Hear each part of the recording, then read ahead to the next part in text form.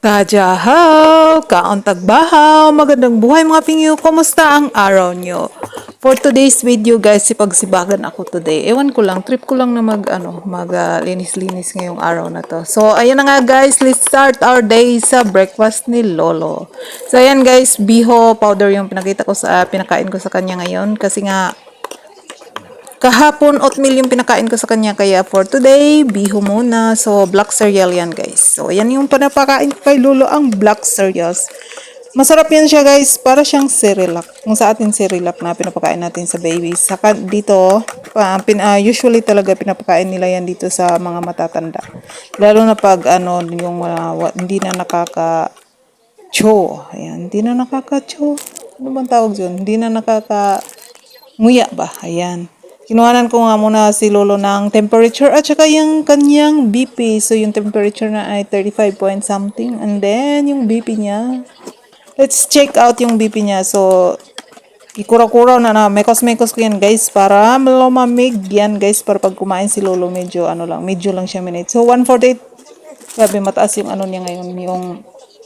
Yung kanyang blood pressure kasi hindi na naman siya natulog. Natulog siya ng hapon tapos ng mga bandang madaling araw na nagising na siya, hindi na siya natulog. Pinababayaan ko lang siya, hayaan ko siyang magising. Basta hindi lang siya ubuhin, guys. Pwede akong matulog unless malakas yung ubo niya, nagigising talaga ako at saka bilis kong nakatayo pag unubo si Lolo. So, ayun na nga guys, pagkatapos kong pinakain si Lolo habang mamaya ko pa siya painumin ng gamot, ay sinalang ko muna yung labahin ko at ayun na nga guys, binalikan ko na siya after 1 hour kasi sasampay ko na siya. Ano ba yung sampay? Shuifu, Shuifu, tama.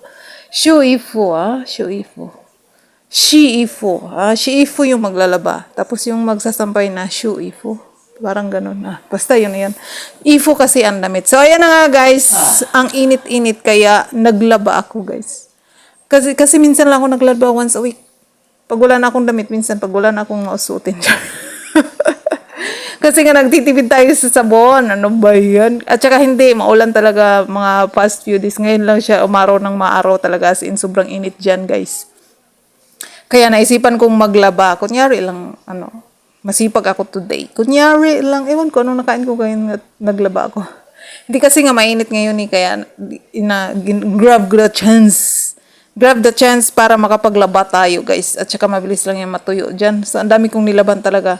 Mga 1 week ko yata nga damit yan or 1 week mahigit, di ko alam. Ayan ba? Diyan lang natin ilalagay ang ating mga nilabhan. Diyan, guys. Kasi kahapon kinuha ko yung mga damit na nilaban ko kay Lolo. At saka puno yan dyan kasi once a week lang din ako naglalaban ng damit ni Lolo. Kaya ayan, ngayon pala ako naglaba kasi kahapon may damit pala ni Lolo dyan. So tamang-tama din ngayon kasi sobrang init kaya gusto kong maglaba para mabilis lang matuyo yan. So, pangarap ko talaga yung automatic na automatic na washing machine, guys. Alam mo, tamad na tamad talaga akong maglaba. Ewan ko lang. Napapagod talaga akong maglaba, lalo magkusot. Parang sarap umiyak. Pag nagkusot, tapos nakikita ko na yung labahan ko na ang dami-dami. Parang gusto ko talagang umiyak na lang at saka yung mag-cellphone na lang hanggang sa nabutan ako ng hapon, hindi ako nakapaglaba. Yun yung ginagawa ko dun sa bahay nung umuwi ako ng Pilipinas, guys. Yung pagod na pagod ako, titingnan ko pala yung labahan kung puno-puno yung laundry basket. Tapos, my goodness, huwag na di pag-usapan yan. So, ayan na guys, tapos kung magsampay doon, nandito na naman ako at saka naglinis ako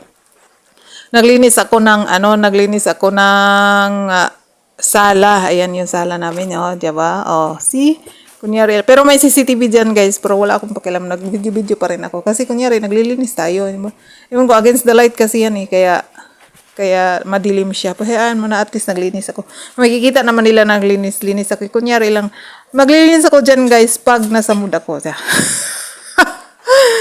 Kunyari, nasa mood ako, maglilinis ako. Pero pag wala ako sa mood, hindi ako maglilinis. Wala akong pakialam dyan. Hayaan ko lang yan dyan. So, pagkatapos ko maglinis, guys, naligo na ako. At saka, ayan na, magluluto na tayo ng lunch namin ni Bossing. Pero sabi ni Boss, hindi daw siya uwi ngayon, hindi siya kakain. Kaya ako lang yung kakain yan. So, Pero hindi naman ako masyadong kakain kasi first meal ako sa first meal ko is 10. So, mamaya na ako kakain mga 3 or 4, depende sa mood ko. So, ayan guys. Kakanood ko nga ng mukbang kagabi. Sobrang nagutom ako, mga alas 11 na ata yun. Grabe, ang sarap ng yung mga kinakain nila. Tapos yung sinawang ising at saka si Tata Daim. Mukbang sila ng isang buong lechon. My God. Tapos yung tiyan ko talaga, ganun na yung tiyan ko. Sobrang minum na ako tubig kasi nga nagpa-fasting ako eh.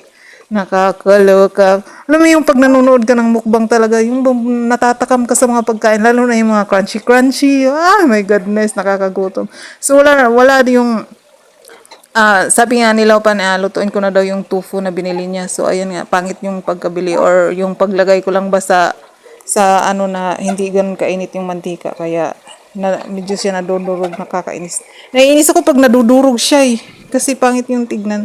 Pero yan, pwede na yan ipakain kay Lolo. So, nagluto na rin ako. Para mamayang gabi, hindi na ako magluluto. Yan na lang yung kainin namin ni Boss. At saka pag gabi naman, hindi ako ganun kain. Si Boss lang yung kumakain talaga pag niwanan ko siya ng maraming rice. Sabi niya, mi fan hinto. Mi fan hinto daw.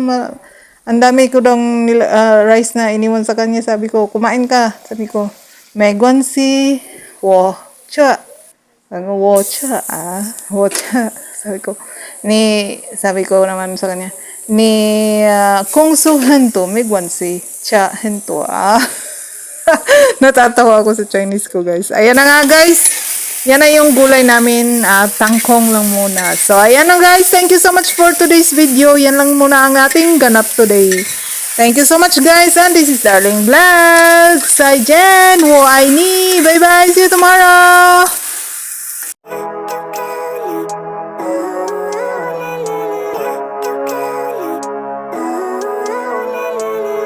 Living life, everyday, late at night, not okay.